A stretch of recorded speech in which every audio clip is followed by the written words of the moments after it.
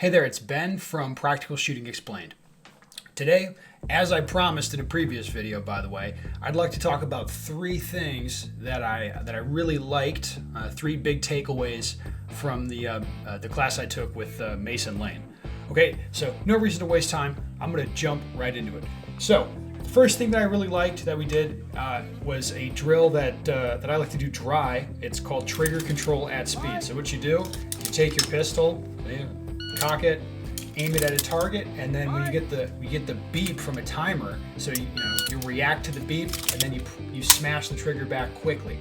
Okay, so the idea here is that you're going to be simulating what's going to be happening in a practical setting where you get your sights on a target and you want to pull the trigger right away, because practical shooting is fast. So the reason this is such an interesting drill is that normally people's defense mechanism, if they're not shooting accurately and doing a proper trigger control, they just want to slow down. So when you're doing it at speed, react to the beep, smash the trigger back right away, it's forcing you to keep the speed component, and then you work out how to hold your hand still and smash the trigger back straight. Okay, so I really like that drill. And what I liked about Mason's class is we did that drill with live ammunition as well. And I thought that was a nice touch, and he even stepped it up even further than that. So to start, you would prep your trigger, and then when you hear the beep, go ahead and press through. And then as you were doing better and better on the drill, and you were learning to shoot the gun straight, you would start with your finger more and more and more off the trigger to make things more challenging, right? And by the end of doing the drill, I was starting with my finger outside of the trigger guard, and then at the tone, immediately pressing the trigger just like this, and doing so without moving the gun around a whole lot. So I really liked that exercise. I thought it added a lot of value, and that's a concept that I'm definitely going to push into my own classes, because I think doing it with the live ammunition really helped the guys see exactly where those shots were going. So I really liked that. Okay, the second thing that I really liked about the class, a big takeaway, were these really small drills we did with target transitioning, and they were so simple and so short and sweet, but it really highlighted a couple of key points.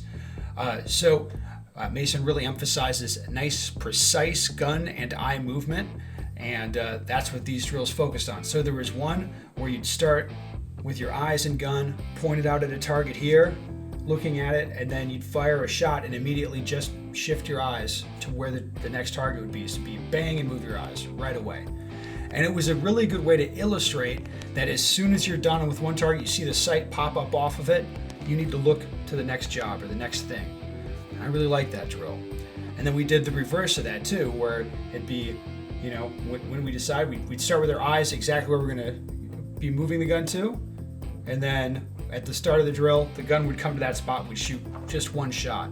And you could really see, if your gun came over and stopped nice and smoothly, or did something like that where you threw the gun at the target and it was kind of wiggling around a lot and you had to wait before you could start breaking shots. So again, I really like those couple little drills. They were short, simple, and it really highlighted for the students exactly what things should look like, instead of doing an 8 or 10 round drill and then all this other stuff going on. It was short and simple, one shot, and you could see what was happening really easily. I liked that exercise a lot. Finally, the third thing that I liked a lot was an exercise we did called Finding 100, where you just find where your 100% speed is. So we do the same exercise with a lot of repetition. It doesn't really matter what the exercise is, by the way, but in our case, it was some targets just with a stipulated order that you shot, and we'd shoot it where we were comfortable, like kind of what we think we should do in a match, and we'd shoot it really slow where we'd feel safe, and then we'd shoot it really, really aggressively where we didn't think we could hang everything together. And you'd learn sort of, you think this is safer, but you're not getting a better result, or some guys, when they were shooting more aggressively than they thought they could get away with, they were having good results, so they were saying, oh, hey man, I'm too conservative. Or other people had the opposite result. They were shooting what they thought was comfortable, and the times were very fast, but it wasn't consistent enough in the results, and so on. I thought that was a really good exercise to shoot the same exercise, write down the times, take a note of the scores, and do it a bunch of different ways and get some data, so you could start, instead of just go as fast as you can all the time, or as some people are predisposed to shoot very slow and safe and try to not make mistakes.